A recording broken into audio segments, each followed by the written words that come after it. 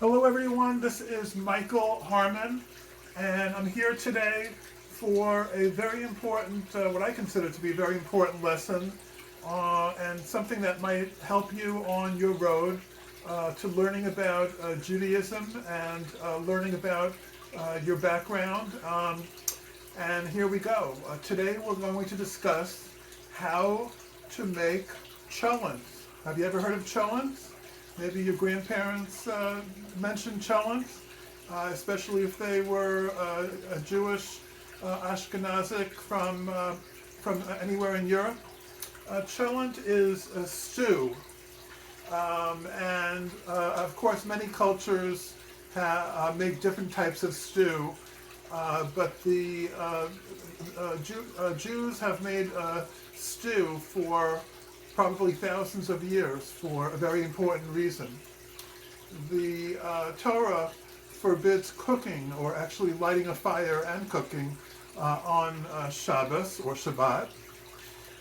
But the sages of blessed memory, our great rabbis who compiled the Talmud, they also required that we have a warm dish.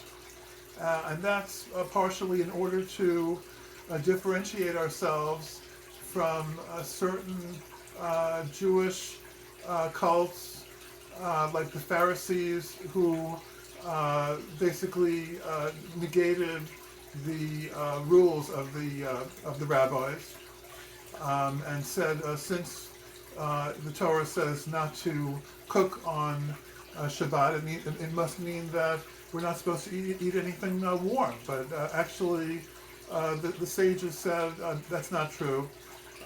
We can start the cooking before Shabbat and then keep the dish warm. So the way that we do that nowadays, generally speaking, or very commonly, is to use a crock pot. Up until recently, before crock pots were invented, they used to take their dishes and bring them to the baker of the town, where it would be put into the oven, the communal oven, and everyone, assuming that there was it was okay to carry their dish because of a special eruv. You can ask me about that. They would be able to go and retrieve their dish of cholent, a stew. But today we're going to use crock pot, and crock pots originally were actually invented by a person who had in mind, it was something which it recalled actually the making of cholent by his grandparents. So here's what we do. I have the ingredients here. Show you what I have. I have a delicious stew meat, and this is really actually too much stew meat for this dish. I don't really need that much, depending on how much you're making. I'm making enough cholent for about 2 people. If you're making, so I'm using a small crock pot. If you're obviously making for more, then you'll increase the size. I only need a small amount. We're going to need some potatoes. I didn't bother skinning them, but you can if you want to. Just a regular white potato. Then we have pearl barley. Pearl barley, and here's a. Let me actually point this better. This is one particular brand called Geffen, but there are many other brands. And essentially, I'll explain to you a little bit more detail. This is going to help to absorb the liquid that you put into the cholent. Then we have a bean, beans which were soaked from last night. And you can use really any type of bean that you like, but there is a special, there's a particular one that I usually buy called a Cholent mix from the same company, from Geffen. But you can use, I've used black beans, I've used green beans. You can use really any kind of beans that you like. Then I have about a half a chopped onion. Okay, and then I have maybe well, the recipe usually says about 4 cloves of garlic. This is more like 6 or 7, so you could tell I like garlic. If you don't like it as much, you can put less in. Or if you don't like it at all, obviously you could put less. That's one of the greatest things about Cholent is that it's completely customizable and flexible to your taste. But I'm just trying to give you a very general overall structure to start off with. Then I have beef broth, and you don't have to use beef broth. You can use water as well, or chicken broth, or any kind of broth. This is a kosher brand, Tabachnik. And then importantly, I have various different spices, and this is another area where you can customize it to your taste. Obviously, you may have a tradition in your family to use certain types of spices, and you can start off with that, or you can stick to that. I didn't have a particular Cholent tradition, but the ones that I've been using recently are dill and a ground cumin, which is probably not really common. Wasn't really common in Europe. Another one that I've used before, I don't think I'm going to use that now, is Italian seasoning. This one happens to be McCormick. I like that. I have a whole drawer full of all types of spices, almost every spice that you could think of, and I've used most of them. So, but it's customizable. So now we're going to start putting together the cholent. I take the crock pot, and it's all clean right now, obviously. And this crock pot is only used for meat, kosher meat, I should say. I don't use it for milk. So if you want to make a dairy dish, then I would recommend to use a different crock pot. So I put the potatoes in first, and I generally try to do it in this order. And I want to give credit, by the way, for this recipe to my good friend's wife, my friend being Mordechai Schlam, and his wife being Mrs. Bina Schlam, who taught me originally how to make cholent. And so I want to thank them. So the first thing I do is I put in potatoes. Actually, I cut a little bit more than I could use. Depending on if you're going to, I end up never actually getting down to the potato, but I put this in at the bottom, and it helps to protect the bottom of the crock pot. Not 100% necessary, but I do that. Next thing I do is I'm going to put in the barley.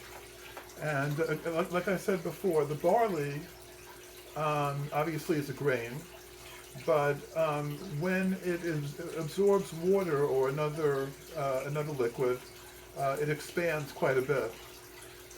So this is what's going to allow the liquid that's in the cholent to dry overnight. So if you didn't put this in, which sometimes happens, we sometimes forget, then you end up with what I call cholent soup, which is okay. Could be, sometimes you might want a more of a soupy consistency. But right now I'm making a cholent, which is really a stew. So I'm putting in the pearl barley. Next thing I'm going to do is put in the beans. I'm going to just get the excess water out, if there is any, very quickly into the sink. We've done that before. And here we go. This is really too much for this mixture. And this was, I think this was about a half a cup of the cholent mix, of the bean mix, the dry bean mix. And that's, obviously expanded overnight when it was soaked. So I put the beans in there, mix it around a little bit, try to keep the potato on the bottom. Next thing I'm going to do is put the onions or the garlic in. I'm going to do the onions right now. And that's that. Now I'm going to put the garlic. The garlic has already been minced, so it's probably around 7 cloves. So I'm going to put that in. So I happen to like garlic. Okay, so now I have everything in except for the meat. Except now I'm going to put in everything, I should say, except for the broth. So I'm going to actually put in the meat first. And let's see. Take my tongs, and I only need a small portion of this, maybe 1/3 of it. These are pretty big pieces. The rest of it, I might make a stir fry tonight before Shabbos starts, and maybe that'll be part of our meal. But I'm putting in enough meat for at least 2 people. So there's the meat. I'll try to show you what it looks like right now. And next thing we're going to do is we're going to put in the broth. Not sure if there's enough remaining broth in there. You put, according to Mrs. Schlam, the broth should reach just under where the meat is. So you try to, it doesn't have to be broth, whatever liquid you're using. This actually didn't come up to what I expected. So just to make it easy, I'm going to put in a little bit of water now, and put enough water in so that it's just below the meat. Okay. Otherwise, what you're doing, if you're filling it more, where the meat itself is getting inside the liquid, then you're poaching the meat. But we want to kind of more steam it. So now we've got everything except for the very important spices. And like I said, just use whatever spices you happen to like. I've been trying this recently, the dill, which I also use for chicken soup, and I happen to like it. So I'm going to put in dill, and I'm going to put in cumin to give it a little, what's the word?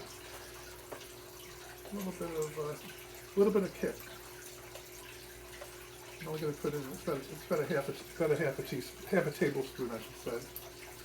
That's quite a bit, I would say, if you're not used to spices. And I think we're ready to put this in. So this is what it looks like now. Now I'm going to put this into the crock pot, the bottom part, the heating element. So look for the, here's the cover. And I'm going to put this on low and make sure it's plugged in. It is. This is going to cook until tomorrow, which is Shabbat. It's going to keep on cooking until maybe 12 noon tomorrow. And I could have actually started this a little bit earlier. Didn't get to it. But it's going to cook for a good number of hours, maybe 18 hours. Like I said, it's on low, and low is approximately 200 degrees, depending on which type of slow cooker you're using. But I have this crock pot, and then I have another larger one which I've used. So that is really it. And just to really explain one more time. Besides the fact that I like the taste of cholent, we're also doing something. We're testifying, and we're sending a message into the ether, so to speak. We're saying, not only as a Jewish person do I follow the written Torah, but I also follow the interpretations of our great sages. So that's all for now. Thank you for listening. If you have any more questions, contact me on Facebook. You can email me at mlsrealty@gmail.com. As an advertisement, also, by the way, you can call me if you have any real estate needs in Long Island. Thank you very much. Have a good Shabbat.